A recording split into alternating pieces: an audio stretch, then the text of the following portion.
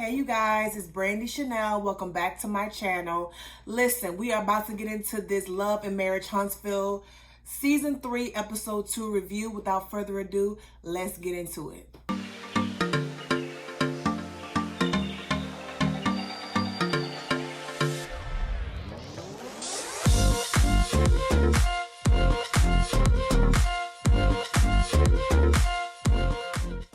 All right, you guys, so let's go ahead and get into this latest episode of Love and Marriage Huntsville. Okay, so we're with Maurice and Kimmy, and they're talking about Tisha. Okay, this whole Tisha and Kimmy situation is really annoying.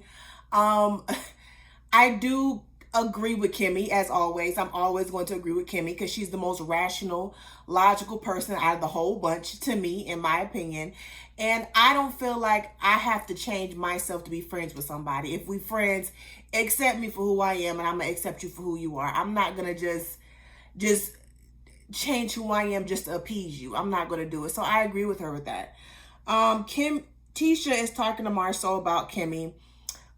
She mentions that she wished her mom was at the party, but it turns out so nice that it's probably because Wanda wasn't there. So I agree with you, girl. I do agree with that. She lets Marceau know that her and Kimmy had a conversation, and Marceau lets her know that her family, kind of bombarded her about the other side of the tracks comment. Listen, I get what he was saying, but to me, it was a jab. I'm sorry. People are saying, well, she is from the other side of the tracks. To me, it was a jab. I think anybody's family would have felt some type of way, like, bitch, what you mean other side of the track? What that's supposed to mean? Now, is Tisha family a little off? Yeah, they a little off. But to me, it's like it came off judgmental the way Marceau said it. That's just my opinion. I know a lot of people don't agree with that, but that's just my opinion. So moving on. They also talk about Tisha's brother confronting Marceau about all the rumors about him having another baby. Listen, that conversation, I was low-key kind of proud of Tish. Like, okay, yeah, that's great. You'll forgive me if I had a kid, but you know my character. I would never have a baby on you. But if you try to have a baby on me, I'm going to take everything you got, okay? And we don't know how much that is. I mean, I don't really know. Well, they might got a little cute little coin because they got black now. They got their little lounge. So they might got a little cute little coin now. Okay, but I was proud of Tish when she said what she said to Marceau, because it's letting me know that she's not completely stupid. Okay, she got a little bit of sense, just a little bit. She got a little bit of sense. Okay, so when she said that, I was kind of proud of her, because we all know Marceau sitting up there playing, but we all know if Tisha was to have a baby on him, he would leave her like a bad habit. Okay, so stop playing. And most men would do that. We live in society today where a man really feels like he can cheat and have all kind of babies and think the woman is supposed to take him back, i.e. Martell Holtz, okay? And that's not how it is no more. We're wising up over here. We're no longer taking that shit. Because if the roles reversed, you would divorce that girl with no second thought about it. So let's stop playing. Stop playing, Marceau. Okay. Martell is picking up the kids. I put in my notes, Mel looks amazing. Mel was looking good. I mean, I'm just saying, some people, a divorce can really hurt them, and they wear that hurt on their face. But Mel don't look like what she been through. Like, she looks amazing. She looks great. They decided to have a conversation about all the stuff that Martell was doing. He was going on interview after interview, and they were talking about it. And Martell just, I don't know. I think the song that Melody wrote kind of triggered Martell, and he decided to go because he don't have any music capabilities whatsoever. So the best thing he could do was go on interview with Dr. Heavenly, and he go on a little strawberry interview with Steve Harvey. Then he did a whole bunch of lies. That's the only thing he could do, because Melody put her shit in the song and he just went on all these tours. So the only thing about it is, Martell, your plan backfired, okay? Because you're not the victim in the situation. I know you want everyone to believe that you're the victim in the situation, but you're not. So you going on all these interviews and lives, trashing the mother of your child, it backfired because you did her dirty, okay? Not the other way around, okay? And I think that you should have just humbled yourself, stayed off the social media and all the other stuff. Now, when it came to the part about him posting his child, posting their child together and revealing that he has a 5th child, I kind of feel like, Mel, I get what you're saying, but we all know he got a 5th child. You know it. So why does it matter at this point? For him to then say, well, how do you even know what I post? I don't know what you post. And it's like lies, the lies you tell. Because if you post something, a blog is going to pick it up and repost it. And we all know Mel, Martell, the whole cast follow all the Love and Marriage Huntsville blogs. Okay? Oh, y'all, my throat dry. Y'all follow all the blogs. So you know how you see it. You know how this shit goes. So don't stop playing. They talk about Funky Daniva's interview with Mel, and Martell was calling. And I'm just like, you couldn't even let her get her shit out. Like, that's the thing. Like, you couldn't even let her get her shit out. You was with Dr. Heavenly. You was on this person and that person. She ain't call Dr. Heavenly and try to interrupt your interview. You just couldn't let her get her side of the story out without, it's just, oh God, he's such a narcissist. So then he goes back in the house. Mel's mom is there. And he goes in there, he sees her, he tries to hug her. She ain't feeling you like that. And I wasn't mad at her, because at the end of the day, you've been disrespecting my child. Y'all been married for over a decade. Y'all have all these children together. Y'all have built so many businesses together. And the audacity of you to not only cheat on her half the marriage, but have a baby on her. And then you want to disrespect her out in public. Like, I wasn't mad at Mel's mom for not feeling him. And then he had just being real petty and disrespectful. Come on, kids. Your grandma put her hand in my face. Y'all don't know I don't like that. Like, I don't understand. Martell reminds me of the Cherish twins when it comes to this whole respect thing. Right? They demand all the respect, but don't never want to give it. You know what I'm saying? Like, the audacity of you. She trying to talk to you and you want to be disrespectful. Like, we're not doing that.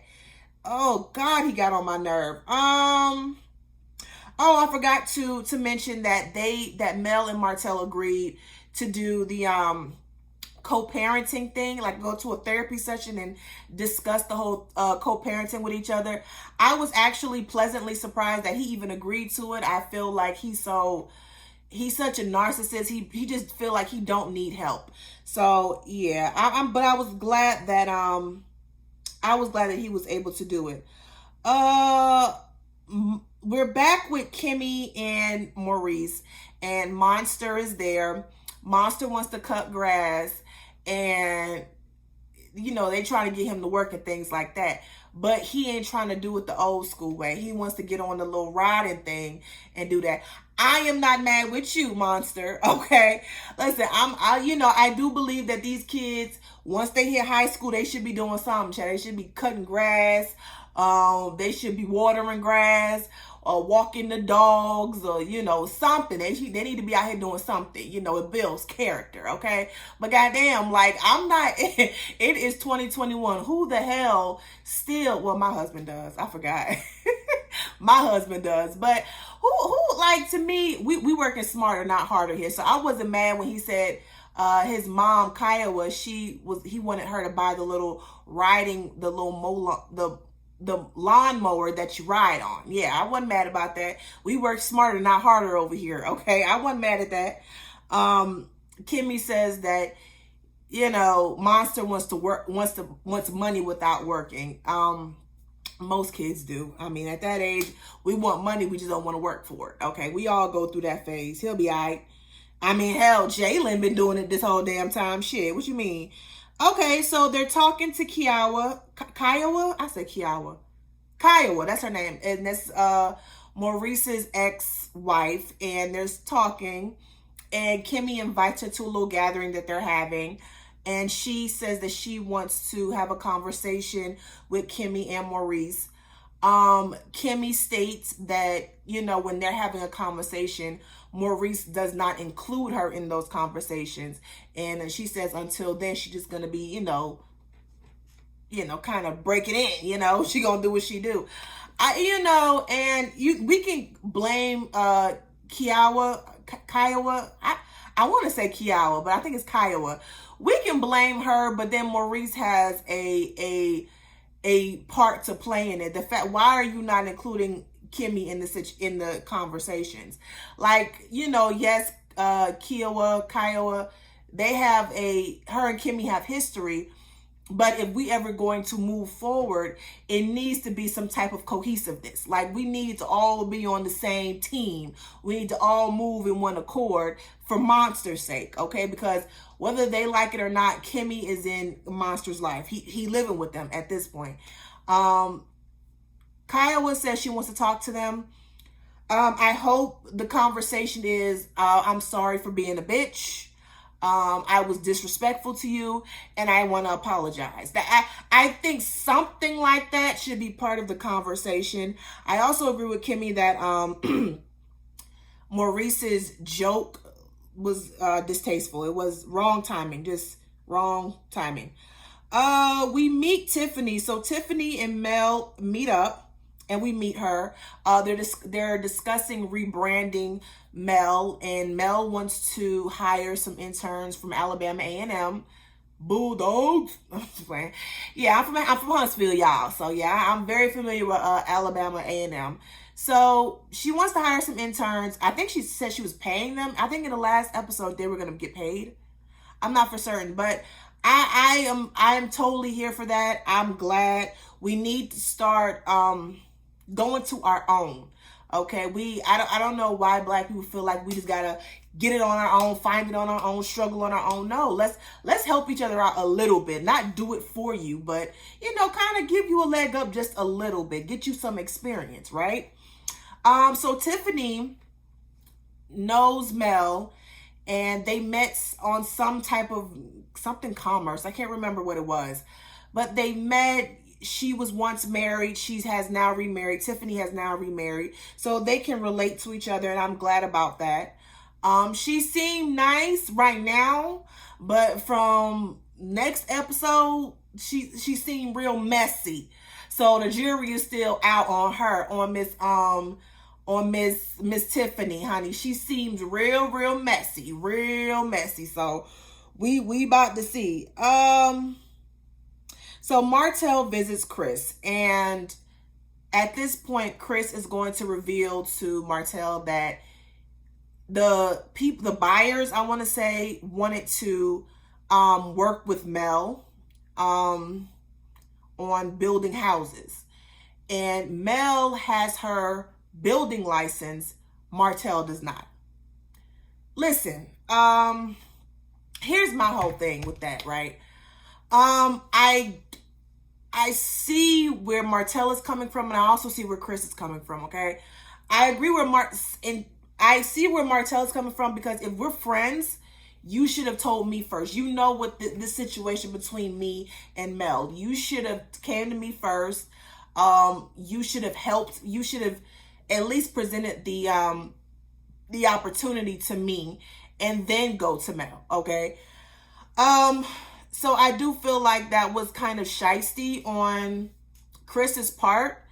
However, it was also business. Right now, you don't have your builder's license. And if the 47 acres was your baby, was your passion, wouldn't you have done everything in your power to make sure you can stay part of this project? That I'm just saying, okay? Whether it took a broker's license, I'm not a broker's license, a builder's license, whatever it took for you to be part of this project since you were so passionate about it. To my understanding, I think Martell has people in place because he does not have his builder license. But I also think this. I think that Chris used the buyers as a scapegoat because he kept saying in the conversation the buyers requested Mel. It was the buyers. They're the ones who requested Mel. And of course, I don't know anything about real estate or building any homes, but it just me watching it felt like Chris used those buyers as a scapegoat. And what I really think was Martell's reputation has been kind of ruined in this process, and I feel like some people just don't want to work with him. And I think that Chris is one of those people, like, we can be friends, but I don't know if I can work with you because right now your reputation is not what it once was, okay? And whether y'all believe it or not, being a family man, having children and kids and things of that nature, people look at that. You know, people who want to work with you in whatever business, they look at that stuff.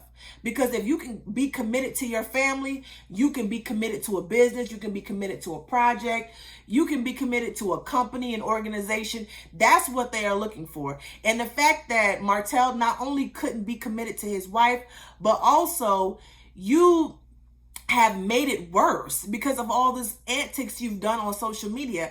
And I think all of that has affected his business. And I think Chris knows that and just really he doesn't really want to work with Martell. I mean, yeah, we can be friends, we can kick it, but right now you ain't got it together as far as the business, and I need you to get it together because at the end of the day, I got to feed my family too. So I get where Martell is coming from, but I also get where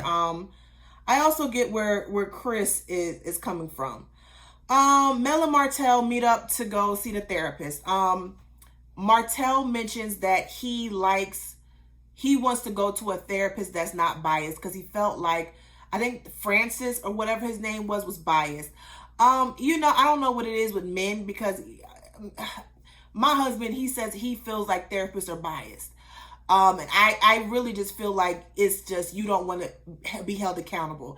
And I've talked to a lot of women who say, their husband just won't go to therapy because they feel like they don't need therapy and they feel like the therapist is going to pick sides. And for me, it's like, you just don't want to be held accountable for your actions, right? You don't want to be held accountable. Whether Francis, I think that's his name, the therapist, the last therapist, whether Francis went through what you went through, Martell, he's not going to pat you on the back. You were wrong for what you did. If he did it, and if he was in your shoes and he did it, he was wrong. It's called holding you accountable. That's it. And I think most men, especially men like Martell, they just don't want to be held accountable. They just want to say, yeah, you was wrong, but you made a mistake. You can push through it. They don't want to hear, no, motherfucker, you responsible for this, okay? I don't care if Mel wasn't giving you head every night. I don't care if Mel wasn't cooking every night. You were still wrong for what the fuck you did, okay? That is complete accountability. That's what the therapist is there for. So, they go in a therapy session. They're speaking, and it comes to the point where Martell is saying that his kids, he doesn't feel like his kids have been affected. He don't think they need therapy. And then Mel is like, no, they've been affected. You got one child who's completely become, more quiet. You got one girl making up a song. You got the little boy feeling like he has to protect his mom all the time. They have been affected. And you need to pay attention to that. And the fact that you're not paying attention says a lot, okay? Martell starts saying that, when Mel was going through stuff, he was there, but now he's going through, he ain't got nobody. I'm like, well, shit, where's Ariane? Where's Ariane? I mean, you went through all this and you ain't even with the bitch. Like, come on. Like, that's the shit I'm talking about. You ruined your marriage. You ain't living with your kids. Your work is probably ruined. And you did all that, and you and that bitch ain't even together no more. Like, get the fuck out. Like, anyway, he says no one is there for him. He starts to break down and cry a little bit. I'm sorry, I just didn't feel bad for him, because my whole thing is this: you are feeling the consequences now. And instead of you just sitting in it and figuring it out, you're fighting it by doing interviews and posting shit. You have to sit in it and realize that you messed up and then try to bounce back. That's what you got to do. And I understand Mel's tears for him, because at the end of the day, yes, Martell is a no good, cheating bastard, but she was married to him for over a decade. So I understand her kind of crying for him and things of that nature. She loved him. She probably still loves him and cares for him. So I understand her crying. I was a little annoyed when she was comforting him and he did all of this. I'm like, well, damn, like, come on, dude. Like, Martell is just a hot mess. And then Mel makes it a point to say, well, listen, I understand things are hard right now, but you got 5 kids and you just can't stop making money. Like, you have more responsibilities now. And he gets offended and he says, well, don't mention that. And it's like, listen, we're here in therapy. We're here to tell the truth. You have 5 children. I don't know why we're not just putting it out here on the table, okay? Because whether you want to admit it or not, that 5th child, you're going to have to integrate that little child with your other 4 kids, okay? And that is going to affect them. So I don't know why we're just not putting it out there on the table. I don't know why. The therapist, she shares a story with Mel and Martell about, when she was getting a divorce, her husband had found out that he had another child. And when they had the conversation, she was there, but she didn't say nothing. I think I was like, okay. Like it shows that we're a team. There's still some type of cohesiveness, even though they're divorced.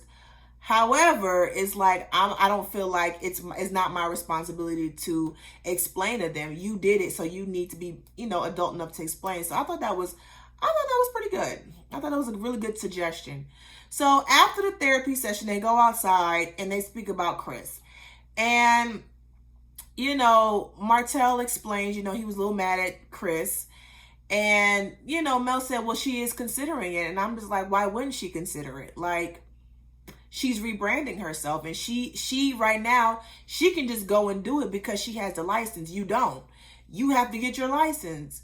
And so he feels like, Martell just throws these jabs and says, you ain't built a house, and, just walks off with, with his tight Fashion Over pants and his extra tight shirt he probably got from Rainbow. Like, it was just so bitch assness of him to say that and then just walk off like a little girl. And I hate saying that, because I don't feel like, that's a feminine trait, but it is a feminine trait for you to be that petty, for you to be that just childish. Like, it's so messy. Like you have to, I wish you would understand that you are in the situation you're in currently because of your actions, period. So you can't be mad at Chris. You can't be mad at Mel. Had you not have done what you did, you wouldn't put these people in positions to make some of the decisions that they're making. Okay. Shit rolls downhill. Okay. So just, that was it, you guys. That was it of Love and Marriage Huntsville episode 2. Y'all tell me how y'all feel about this episode down at the bottom. Don't forget to like, share, comment, and subscribe to my channel. Until next time, you all have a good day.